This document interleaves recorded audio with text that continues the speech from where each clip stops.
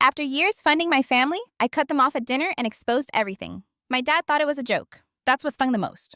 It was my mom's birthday dinner, the kind of evening we'd had 100 times before. The house smelled like lemon cleaner and roasted chicken. Aunt Rita was fussing with the flowers in the center of the table as if rearranging daisies could make us look richer. I'd brought her favorite carrot cake from the bakery, the one with cream cheese frosting, thick enough to leave fingerprints. It was my small ritual. Dependable, quiet. Cole strolled in, late, of course. No card, no cake, no apology. Just that grin he carries like a passport. The one that makes waiters throw in free desserts and strangers forgive him before he even asks.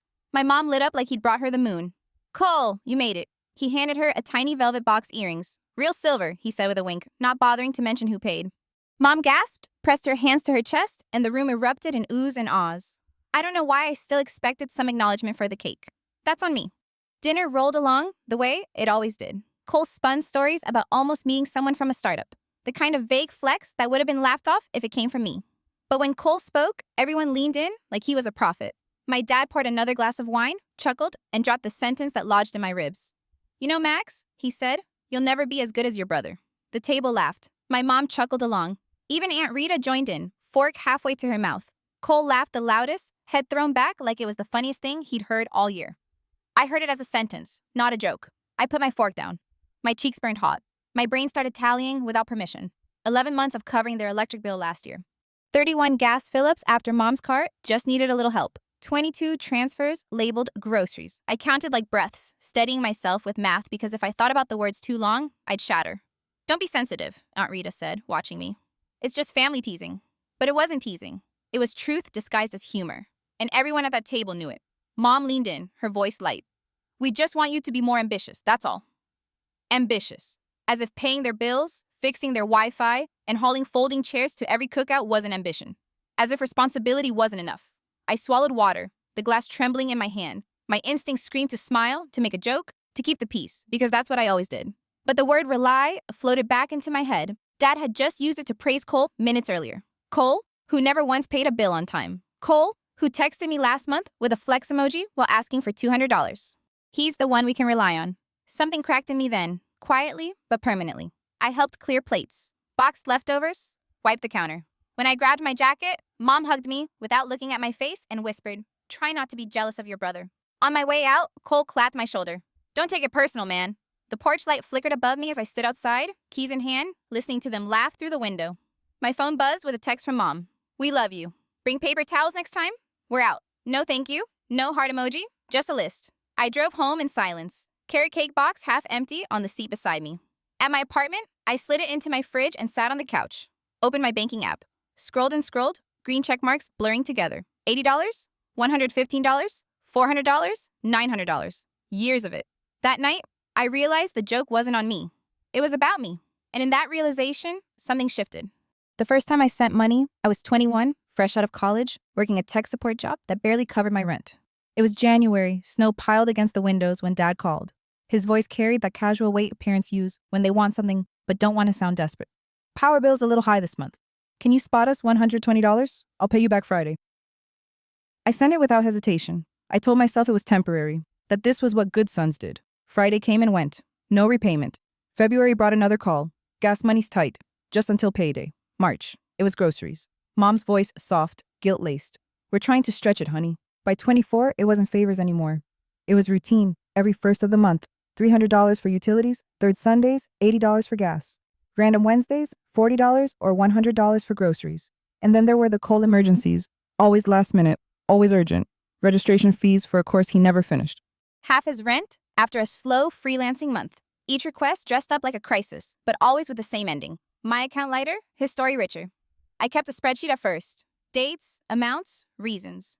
It felt responsible. But after a while, I stopped needing the spreadsheet. The rhythm was etched into me like muscle memory. Send, forget, repeat. Mom had her own scripts.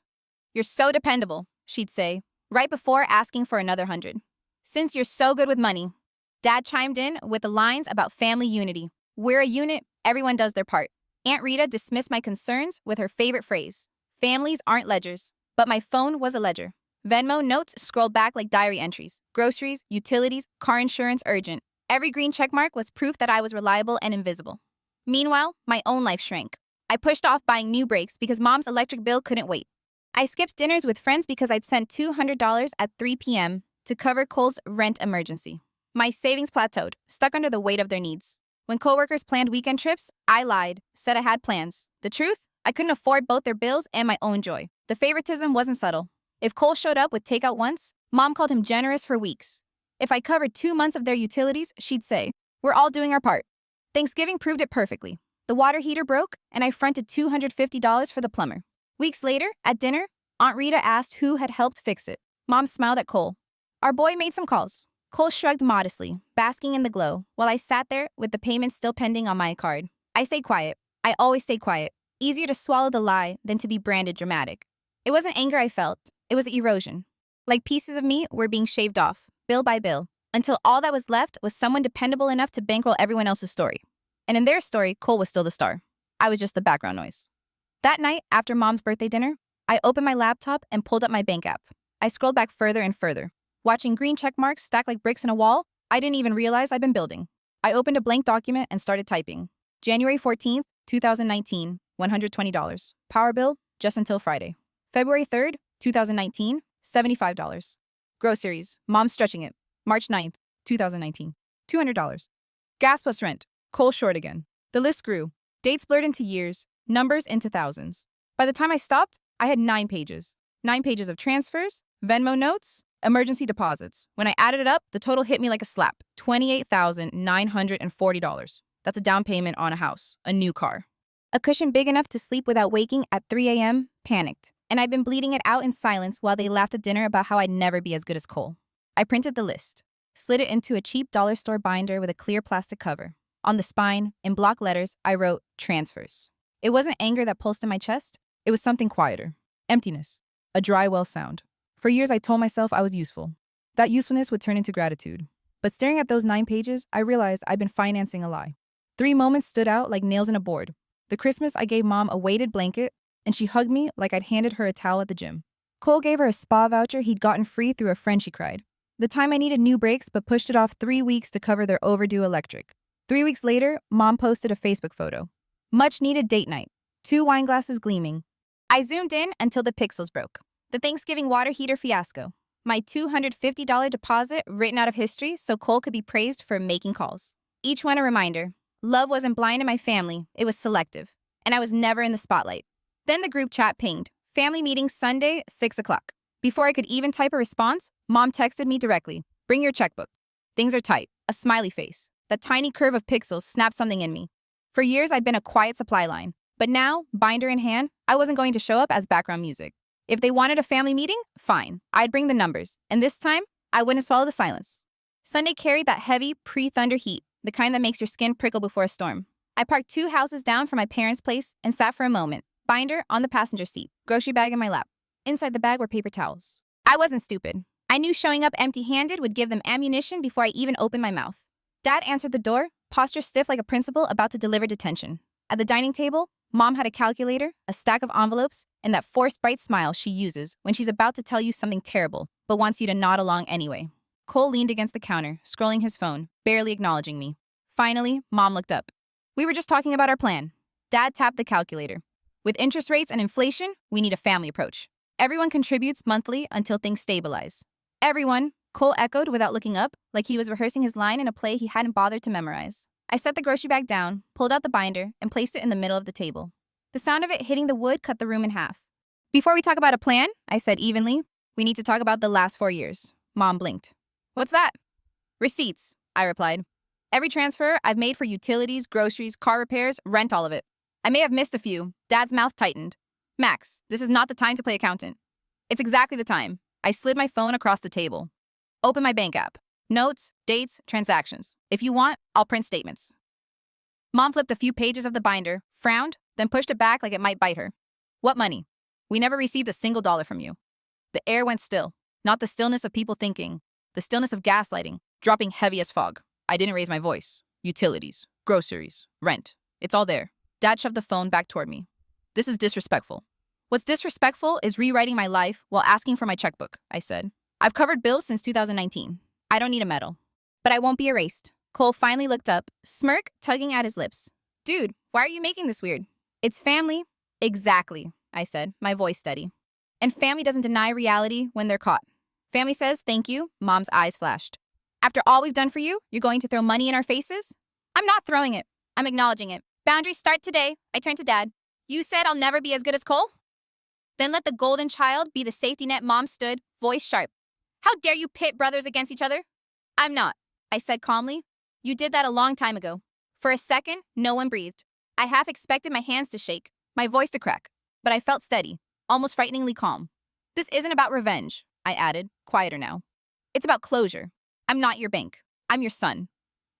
I grabbed the binder, slid the paper towels across the counter like an ironic offering, and walked toward the door. Max, Mom called after me. Don't walk away. You can't just... I can, I said, hand on the knob. And I am. The door clicked shut behind me. The storm broke as I reached my car. By the time I pulled into my apartment lot that night, my phone had lit up like a siren. 12 missed calls, then 18. By the time I boiled pasta and sat down to eat, the number had climbed past 30. The voicemails ranged from pleading to furious. Mom sobbing. We can start fresh, honey. Just agree on a number. Maybe $300 a month. Dad's stern voice. We're a unit. Everyone contributes. Don't forget where you came from, Cole's lazy drawl. You really think this makes you the hero? Sad man. I muted them all and ate in silence. For the first time in years, the quiet felt like mine. The next morning, the narrative machine kicked in. A cousin texted. Heard you blew up at dinner? You okay? My grandmother left a voicemail. 2 full minutes of sighing. Like disappointment could be weaponized. Then came Dad's group message. Entitlement is ugly. Some kids forget the sacrifices made for them. Mom's Facebook status followed. Raising children is hard when they forget gratitude. Comments flooded in. Neighbors, church friends, distant relatives all chiming in with prayers, stay strong, and kids these days. Cole posted an Instagram story of his new sneakers with the caption, self-made. I almost laughed out loud. But the spin wasn't the worst part. The revision was. Within a week, their story had shifted like quicksand. From, we never received money from you, to, we never asked for money, to, those were gifts, to, you never said it was hard. Each rewrite aimed to erase me a little more. Each twist of the knife designed to make me question my own memory. I didn't argue. I didn't send long explanations or evidence. I did one thing. I screenshotted every version. I built a folder labeled reality, not to send, just to keep myself from doubting the ground I stood on. And then, in a move so small it felt like a rebellion, I opened my bank app. Canceled 3 recurring transfers. Utilities, gas, groceries. The app popped up a confirmation. Are you sure? I hit yes. A hollow ache spread through me, but layered under it was something sharp. Electric. Relief. The money would still move on those same dates. But now, it would slide into my savings account instead of their bills. Watching $300 land in my own balance for the first time in years felt like unlocking a window in a suffocating room. Mom's smiley face text, bring your checkbook, replayed in my mind. This time, I almost smiled back because the answer was already clear. The checkbook was closed. The first test came faster than I expected. Cole sent me a Venmo request for $400 with the note, rent. Last time, I swear, for years, I would have sighed, hit accept, and told myself I was helping family. This time, I stared at it until my thumb twitched. Then I hit decline. A minute later, a question mark popped up. Then, bro, I typed one word, no. Then I put my phone face down on the counter and walked away. It felt strange. Heavy and light all at once, like lifting a weight I'd carried so long, my shoulders didn't know what to do without it. The next day, Dad's coworker's wife called someone I barely knew. Her voice was honeyed, rehearsed. Your parents are under a lot of stress, she began. Could you? No, I said, cutting her off before she could finish. Silence. She sputtered. You didn't even let me? I didn't need to, I replied. No. I hung up and stood there, pulse pounding, but steady. For once, I hadn't bent. By midweek, Aunt Rita invited me to coffee. Not an ambush, she promised. It was. She leaned across the table, powdery perfume filling the air. Let's not burn bridges over a misunderstanding. What misunderstanding? I asked. She gave me that patronizing smile, the kind adults give 5-year-olds. You embarrassed your parents. They feel attacked. They felt attacked by math, I said. She sighed. You know your mother worries. She says you never told her you were keeping track. So gratitude only counts if I don't keep a receipt? I asked. Her lips pressed into a thin line. You're being unkind. No, I said, standing up. I'm being accurate. I left her sitting there with her untouched latte. Each time I said no, the ground under me felt less shaky. Still, guilt clawed at the edges of my nights. That's when I called a therapist. On the intake call, my voice cracked as I said, I need help untangling guilt from responsibility. The therapist didn't flinch. That's a job I do a lot, she said gently. Little by little, I built new routines. I booked a dentist appointment I'd put off for years. I bought a brand of yogurt I'd always skipped as too indulgent. I set a rule on my phone. No banking app after 9 p.m. because no amount of numbers could fix my family at 9:01. And for the first time in months, I slept 8 hours straight. Saying no didn't just change them. It started changing me. By the second week, my parents switched tactics. The calls slowed, but the messages grew sharper, layered with guilt and accusation like coats of paint. Dad texted, "We're a unit. Everyone does their part." Mom followed with, "Don't forget who raised you." Cole sent a one-liner that made my jaw tighten. "You've always been jealous, bro." Sad then came the public spin. A neighbor forwarded me Mom's Facebook post. "Raising kids is hard when they forget your sacrifices." Some people think everything is about money. Dozens of comments piled up. Prayers, "Stay strong. Kids these days don't understand." Meanwhile, Cole's Instagram story showed him in new sneakers with the caption "self-made." The irony almost made me laugh out loud. But the real punch landed in my inbox. An email from a collections agency, addressed to my parents but sent to me, because years ago, I'd foolishly listed my address for their bills. Past due, $312. A year ago, I would have paid it quietly and told myself I was protecting the family name. This time, I forwarded it straight to my parents with the subject line, "This is your bill, not mine." Within an hour, Mom replied, "Why are you being cruel?" I typed and deleted 20 drafts of "I'm not." Then I closed the laptop and went for a run instead. The pavement pounded under my shoes, each step louder than her guilt. The next morning, a new email pinged, this one from Cole. Subject line, "Be real. We all know you like holding this over us. You always wanted to be the hero. Congrats, you win."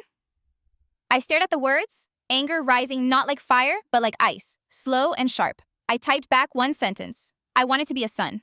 He didn't reply. For the first time, I felt grief crawl in where guilt used to live. Not grief for the money, I'd already buried that, but grief for the family I kept trying to buy.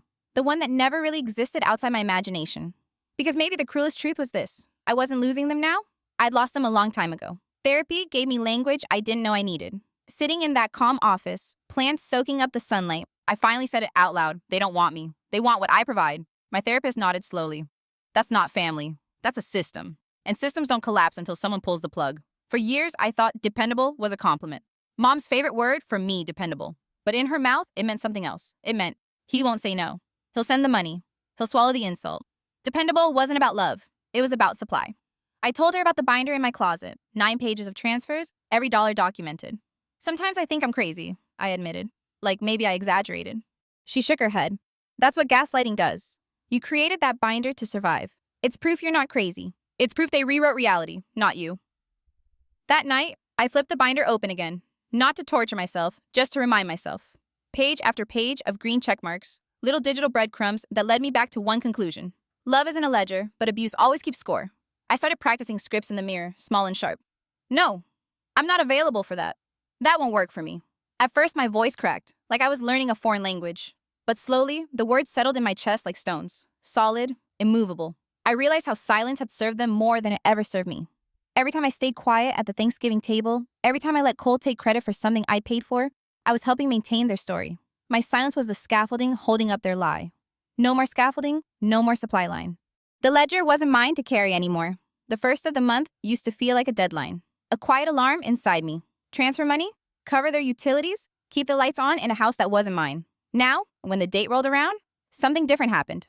My bank app pinged, and $300 slid automatically into my savings account. Same amount, same timing. But for once, it was mine. Watching that number climb felt like exhaling after years of holding my breath.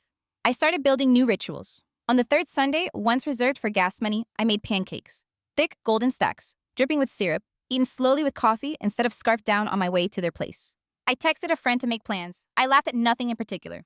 The binder lived in my closet now, tucked behind a box of winter clothes. Not a trophy, not a weapon, just a record. A reminder that I wasn't crazy, that I hadn't imagined the years of just until Friday and "you're so dependable."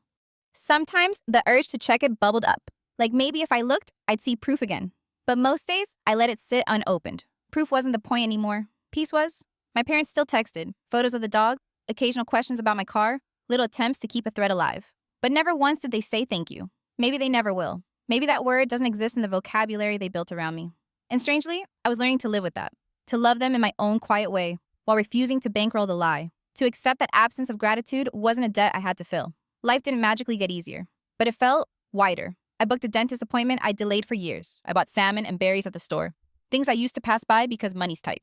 I jogged in the evenings, letting the rhythm of my feet replace the anxiety of waiting for their next text. The first of the month no longer belonged to them. It belonged to me.